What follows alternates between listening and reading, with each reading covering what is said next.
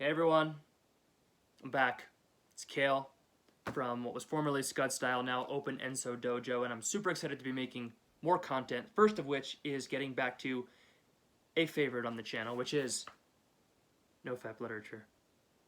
You guys excited? I'm excited to go into this with you. So, gotta be very careful. Boom. The Tao of Love and Sex. I had to cover that up because it was not safe for work. But I'll try to be respectful of that. There are a lot of hand drawings in this, but hopefully none of them come up on the pages I'm going to show, or I won't show them. By Jolan Chang, The Tao of Love and Sex, The Ancient Chinese Way to Ecstasy. So this book is a little bit more about Taoist sexual practices, and that focuses on cultivation and male control, regulation of the ejaculatory frequency, but it isn't necessarily like never ejaculate ever. You know, for a lot of them it's like 2 or 3 times in 100 copulations, and they have reasons for that. Today I'm mostly focusing on the sections that talk about the benefits of withholding and things like that. But if you're more interested in the Taoist type of stuff, I totally recommend this book. There's tons of information in there. So I'm gonna go into the contents here, briefly go through the contents like I like to do in case anyone's interested in getting this book, to go into anything that I didn't cover briefly today. You know, in only a few minutes, it's a book, and it's you know, not super long, 130 pages, but it's full of some interesting things. So, chapter 1, the Tao of Loving, and there's a section there we're going to go over ejaculation reconsidered, right? Chapter 2, understanding the Tao of Loving, and misconceptions of the Tao, including male continence and kareza. Chapter 3, ejaculation control, which we will go into, especially ejaculation frequency, as opposed to all the different methods of it, because a lot of people, again, when you're retaining, we're not as interested maybe in the different methods, but if you are, get this book, all right? But I don't ever want to, you know, condone a certain way to hold back a biological process, so these guys are masters, right? So maybe hear that from them, not from me. Chapter 4, 1,000 Loving Thrusts. It is what it is, you know. Chapter 5, Love Positions. Chapter 6, Erotic Kissing and the Tao. Chapter 7, Evolution and Debasement of the Tao of Loving. Chapter 8, The Conquest of Impotence. And more kareza stuff like the soft entry method. Chapter 9, Longevity and the Tao of Loving. Ejaculation in middle life is in there, and ejaculation control and longevity, which we will get into. Chapter 10, May-September relationships.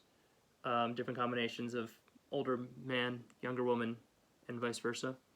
Chapter 11, breathing, Tai Chi Chuan, and the Tao of Loving. Proper breathing, breathing exercises. There's some diet in there too. Chapter 12, learning the Tao.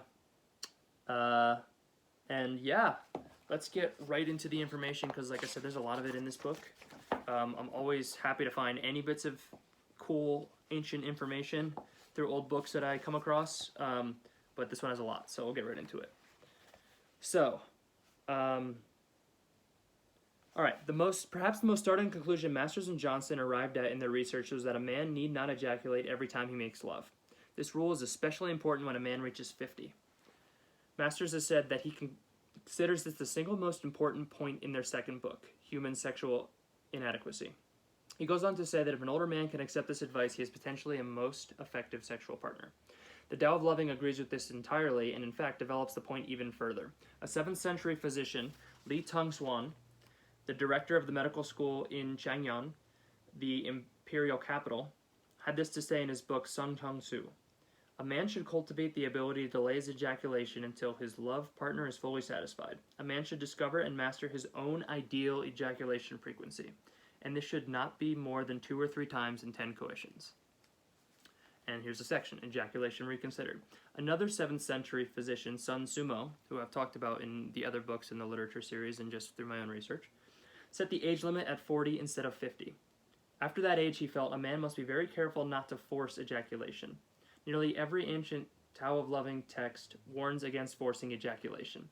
Along with this, the ancient Taoists taught that male orgasm and ejaculation were not one and the same thing. Fewer ejaculations in no way meant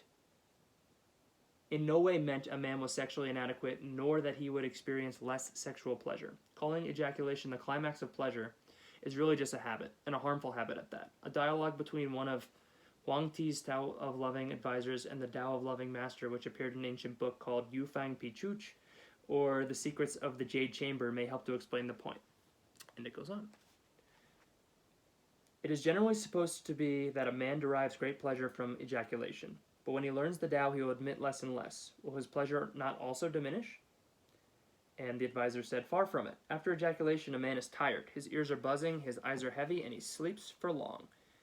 He is thirsty, and his limbs are inert and stiff. In ejaculation, he experiences a brief second of sensation, but long hours of weariness as a result, and that is certainly not a true pleasure. On the other hand, if a man reduces and regulates his ejaculation to an absolute minimum, his body will be strengthened, his mind at ease, and his vision and hearing improved. Although the man seems to have denied himself an ejaculatory sensation at times, his love for his woman will greatly increase. It is as if he could never have enough of her. And this is true lasting pleasure, is it not? Good point.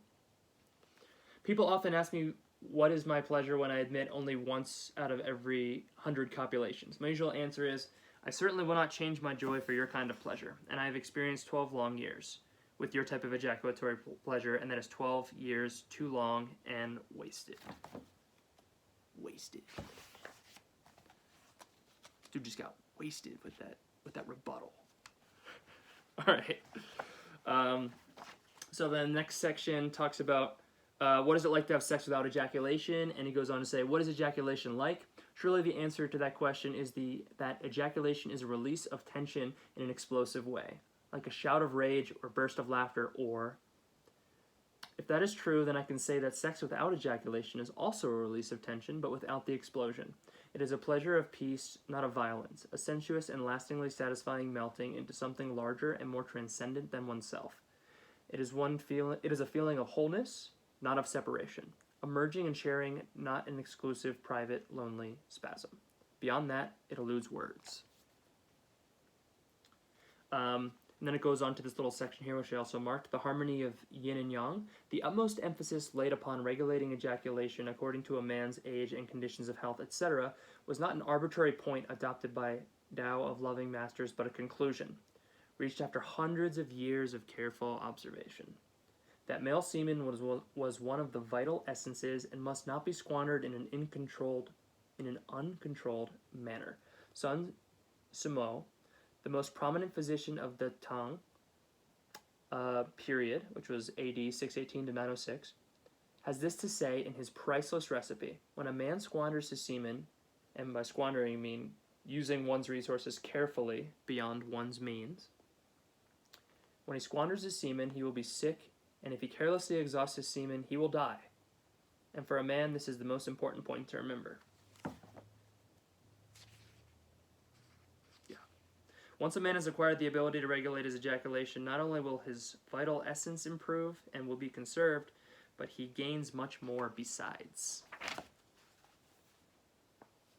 And so a lot of people are doing this practice for themselves solely and things like that, but there are a lot of people, to improve, to get superpowers, to level up and all that kind of stuff, and that's fantastic, right? But there are a lot of people who are also doing NoFap or similar practices to improve the quality of their relationship with a present partner or maybe a future partner.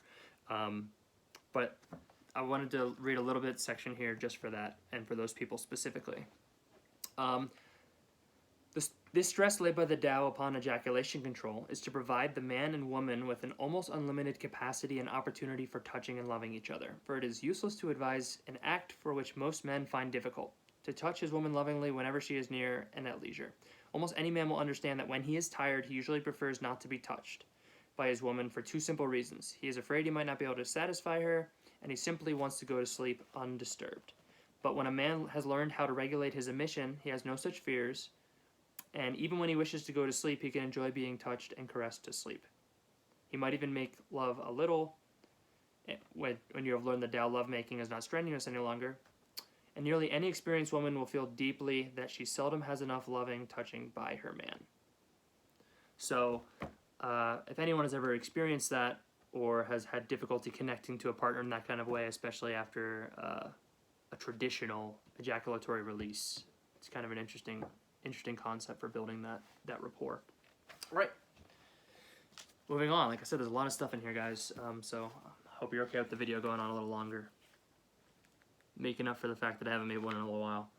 All right. Natan, the inner elixir, and Waitan, the outer elixir.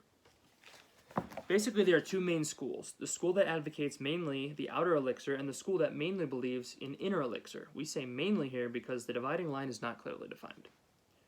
The outer elixir Taoists were alchemists who were always in search of purifying potions that might lead them to immortality. The inner elixirists were more realistic and more prudent. They believed that what is inside oneself is safer and is enough to prolong one's life. A convincing example can be found in the famous physician Sun Simiao, once again, who lived more than 1 century from AD 581 to 682, so he's 101, and was a strong advocate of inner elixir and avoided all medicines unless all natural methods had failed. We will not go into details of the outer elixir, which relates to the purifying of compounds and metals into golden tablets, but we shall take a closer look at the inner elixir, of which the Tao of Loving constitutes the most important part. The inner elixir is mainly to do with the mind. For example, we achieve ejaculation control mainly through the mind. This is inner alchemy, right? Any kind of sexual cultivation or retention is all inner alchemy. And I'm very much interested personally in all kind of the inner cultivation of everything. I think as a society we consume a ton. And so to get your information from within and to cultivate and to purify and distill what's within, I think is really fantastic. But enough out of me, right? Moving on. Boom, we made it here to ejaculation frequency.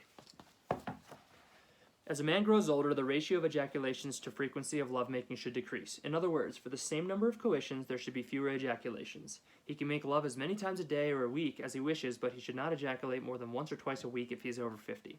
This is true no matter how many times he makes love or how strong he is physically. Tao of Loving masters placed particular emphasis on the retention of semen and the regulation of ejaculation as the path to longevity. In a 7th century book called Longevity Principles by Chang Chan, a number of theories are discussed. The yardstick for regulation of ejaculation proposed by Tao of Loving Master Li Qing is included. Here it is. In spring, a man can permit himself to ejaculate once in 3 days. In summer and autumn, twice a month. During cold winter, one should save semen and not ejaculate at all. The way of heaven is to accumulate yang essence during winter. A man will attain longevity if he follows this yardstick. One ejaculation in cold winter is 100 times more harmful than in springtime.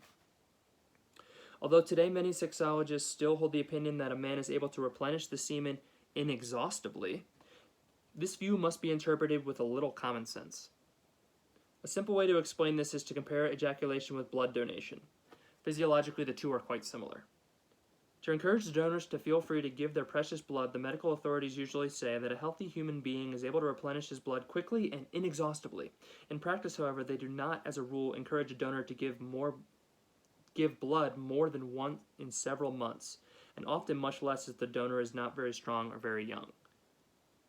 Even with such precautions, many people still experience tiredness or even fainting spells if they give blood frequently. Many men, the author included, have similar experiences when ejaculating too often. Because of this, a number of males do not dare to make love too frequently. But if a man has learned to regulate his ejaculations, he can separate lovemaking from emission. As a result, he can make love whenever he wishes to. The preservation of yang essence strengthened the yang force in a man and brought him closer to heaven. It was important that he continuously nourished his yang essence with yin essence. Again, this is talking about the relationships in male-female. This is why nearly all ancient Taoist texts stress the importance of making love frequently and ejaculating infrequently.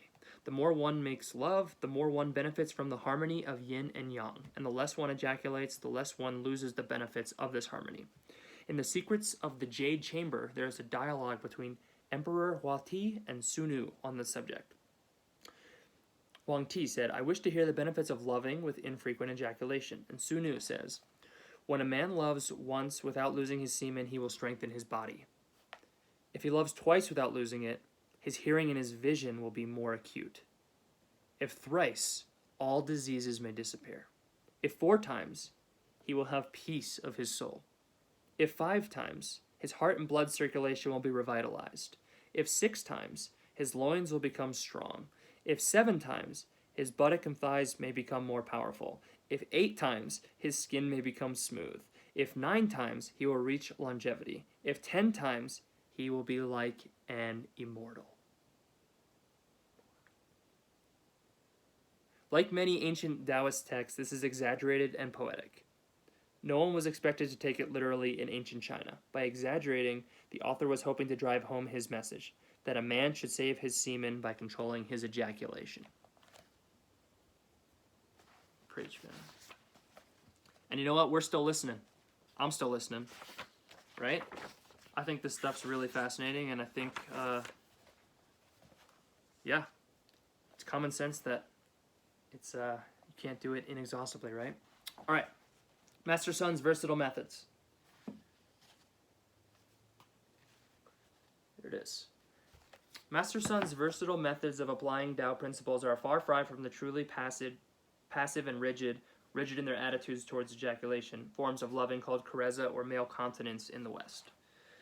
Sun Ssu-mo, heyo, was born in AD 581 and lived for 101 years. He was a Taoist physician of great achievements, not only in theories of Tao of loving.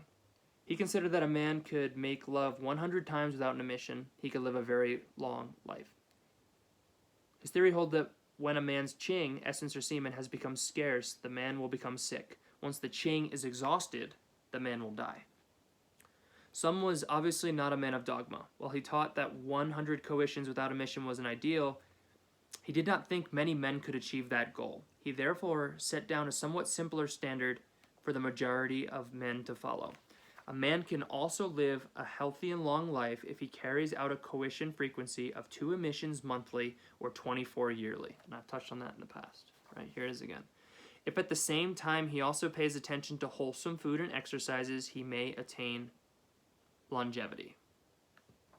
He then suggested yet another yardstick. A man of 20 can have 1 emission every 4 days. A man of 30 can have 1 emission every 8 days. A man of 40 can have 1 emission every 10 days. A man of 50 can have 1 emission every 20 days. A man of 60 should no longer emit. If he is exceptionally strong and healthy, he can still have 1 emission monthly. Sun at no time suggested that strong, healthy men should refrain from emission completely, as karezza and male continence advise. In his writings he stated, when a man is unusually strong, too much suppression can be harmful. He will then suffer from pimples and boils if he does not emit for a long time.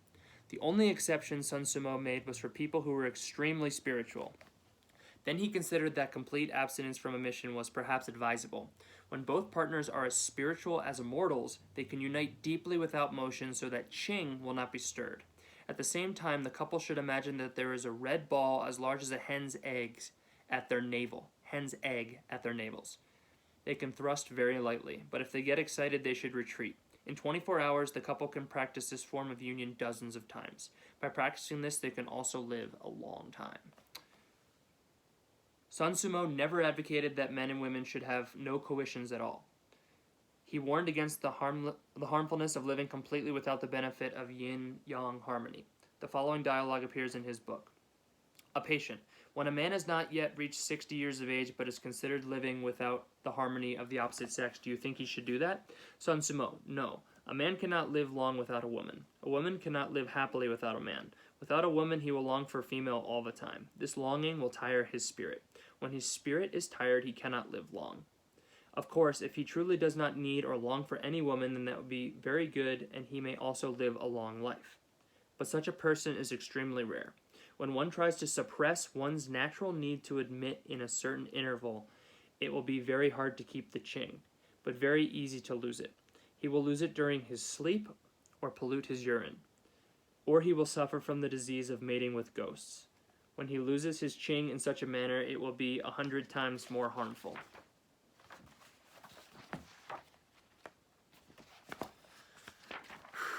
So that's a really interesting perspective on that as well. And I've touched on that in other kinds of videos. I did a video about not binging, and there be, a certain amount of ejaculation tolerance for certain people at certain levels. So take all this stuff with a grain of salt in any kind of way and see what works for you, right?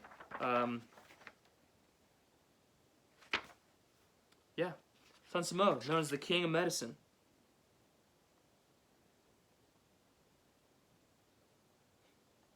He invented inoculation for smallpox. So there's a little bit of Western validation for everybody.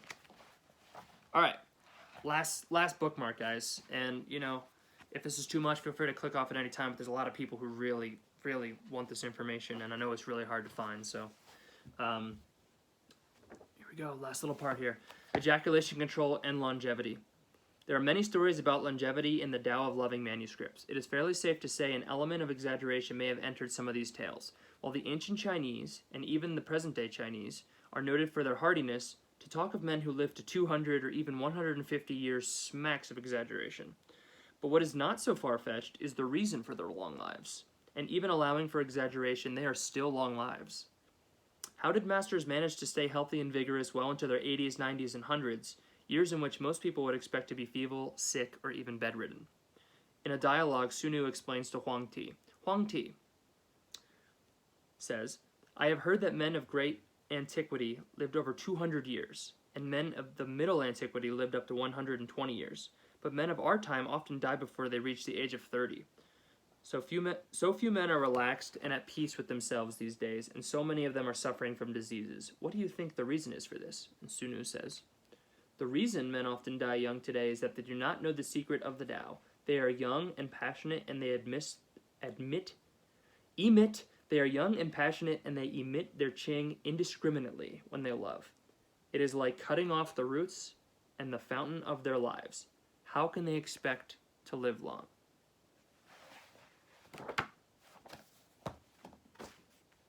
So I'm going to go ahead and wrap up the video there. Go ahead and check out this book if you want. I'm going to put a link below as soon as I get the chance. I'm going to fix all the other links in the previous videos with the new website switchover and everything else.